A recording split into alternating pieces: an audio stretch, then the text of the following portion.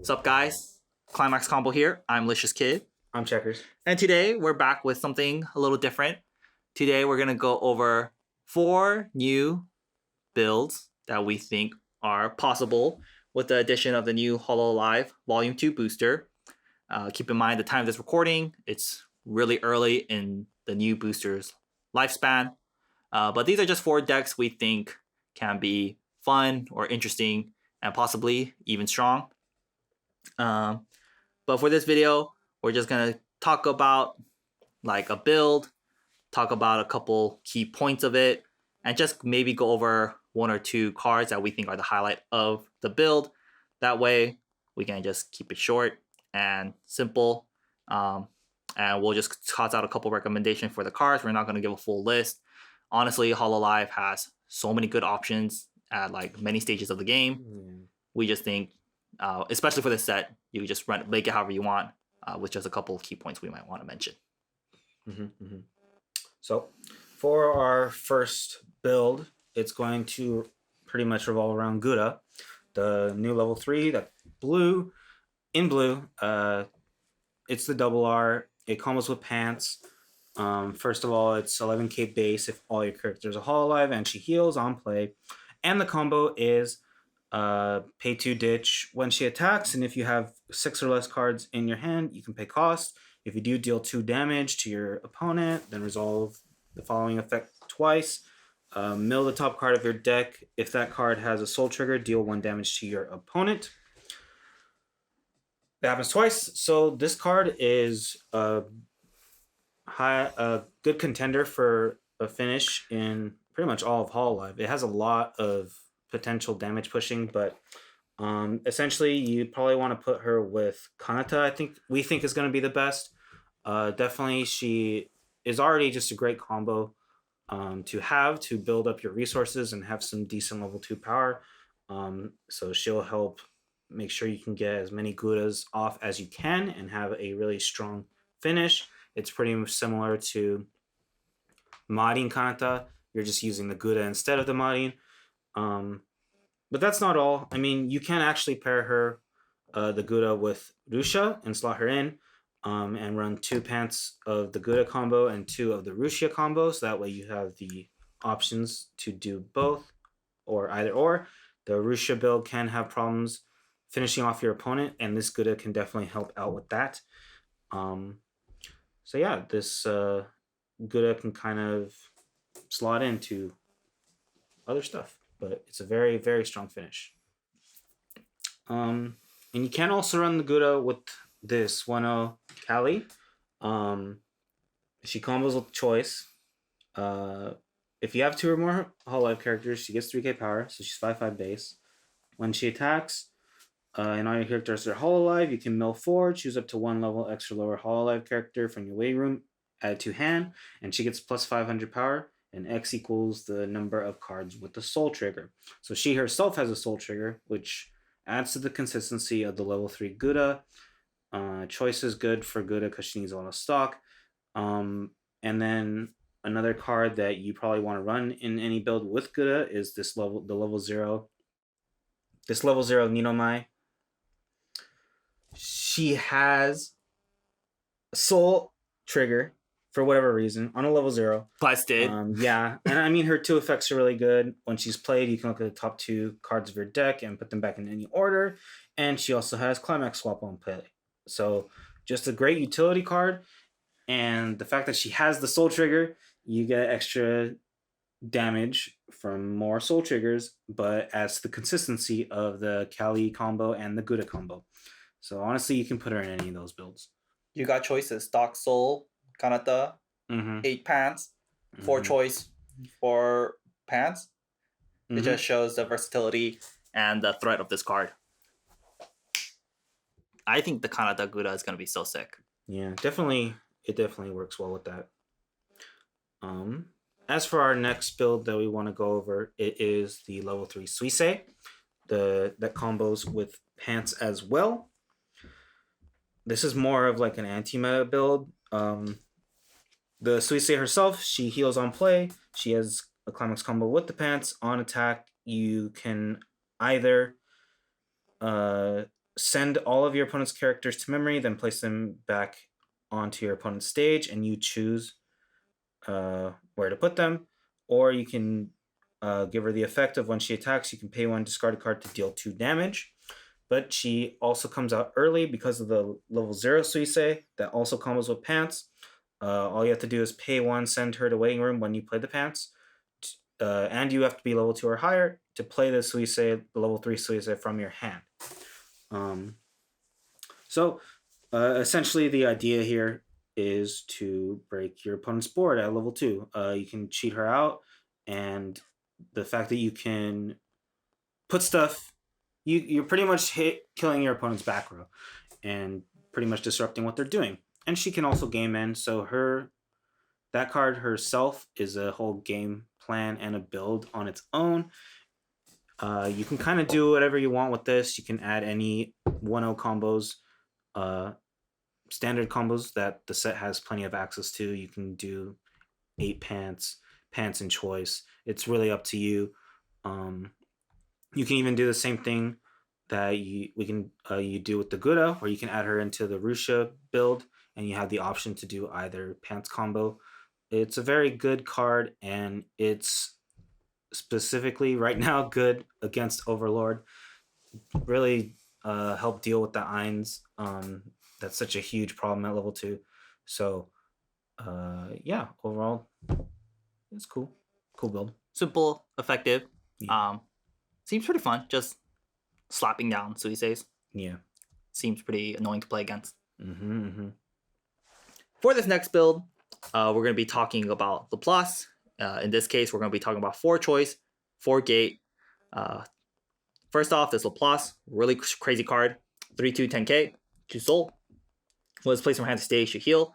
Second effect, when it attacks with a choice, this gains the following effect for the turn. This effect activates up to once per turn. When this card's dealt damage is cancelled, you may deal 1 damage to your opponent X time. X is 1 if you have 1 or less of her. And if you have 2 or more, X is 2.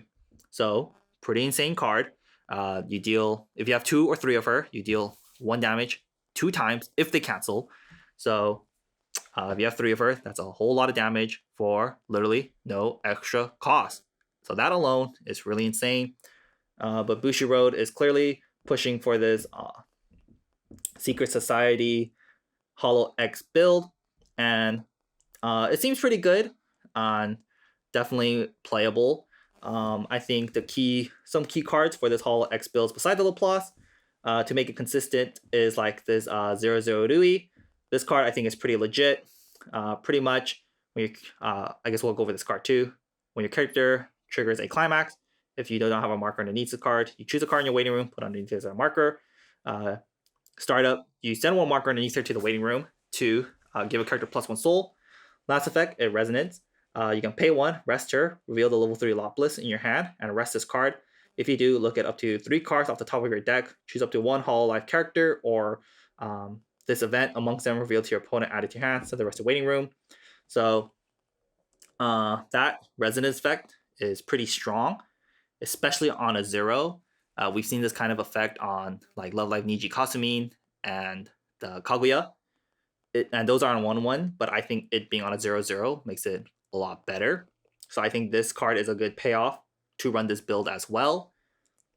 The event it synergizes with is also pretty decent. It's a 1/1. You can only play it if you have 2 or more Secret Society Holo X characters, which is going to be the bulk of this build. And when you play it, you search your deck for a character added to your hand, shuffle your deck, you choose a character, gets +2k. Nice and simple. And lastly, the Chloe combo, also pretty good from the new set. It's a 1/0 double R. It combos with the gate. When this attacks, if you're another Hololive character, gets +3k power. Combos with the gate. When this attacks, if you have the gate, you can resonate with the level 3 LaPlace. If all your characters are Hololive, you resonate. If you did, choose 1 Hololive character in your waiting room, add it to your hand, reveal the top card of your deck. If that card is level 1 or higher, send it to stock. So, really good card as well. For the LaPlace, you get extra hand size, you get extra stock potentially, and she's 7k base on attack, 8k with the gate. So, this card is really good as well. With that event. 10k with the event. Ooh. Thank you, good sir. So, like these 3 cards are good in conjunction with the LaPlace, so I think that's why it's good. Yeah, a couple other zeros like the 0-0 Chloe and the 0-0 LaPlace just makes the deck a lot more consistent. And as we know, Hololive has just so many good utility cards just to make this build overall very consistent in my opinion. So just run all the cards I mentioned in some shape or form. Play some kind of early drop level 3, which Hololive has so many of. Right now, I would recommend maybe the 3-2 Coyote from the new set. Comes out early, searches for something on play, grab a LaPlace maybe, and Probably. and then when you're level 3, your opponent will cry. So seems like a pretty cool build in our opinion. Now this last build, I think is the one we're most excited for. It's going to be 4 gold bar and 4 gate. The 4 gold bar being the 1-0 Fubuki TD combo, and the 4 gate being the new 3-2 Ollie from the new set. First off, to go over this Ollie first, 3-2 10k. Once placed from hand to stage or by her own climax combo, you heal 1. Second effect, if this card's in your waiting room, at the beginning of your attack phase, if you have her gate in the climax zone, if you're level 2 or higher, if all your characters are Hololive, you can pay 1, discard a card. If you do, place her in any spot on the stage. And keep in mind, she will heal, and she's in stand. So we think this card has insane synergy with the 3-2 Akai from the trial deck. As we know, this Akai blows up the entire board. You can do it at early as level 2 with the synergies in the first trial deck along with her. So the idea of the deck is that you play her at level 2 early. You play the gate for Ollie. You resolve Akai's effect first. At the beginning of your attack phase, you blow up both players' board. Then you choose to resolve the Ollie. You play 2 of them in your waiting room just for 1 stock and discarding 1 card. So you're playing them out for cheaper than the usual cost. And you still get to heal. And now you have 3 level 3s at level 2. And your opponent has no board and no way to respond to this. They can't even back up to stop your attacks because they can't even back up. They have no board. And this Akai is going to get her stupid effect off when her damage is canceled. You deal 3 damage to your opponent. So, like, it's kind of crazy.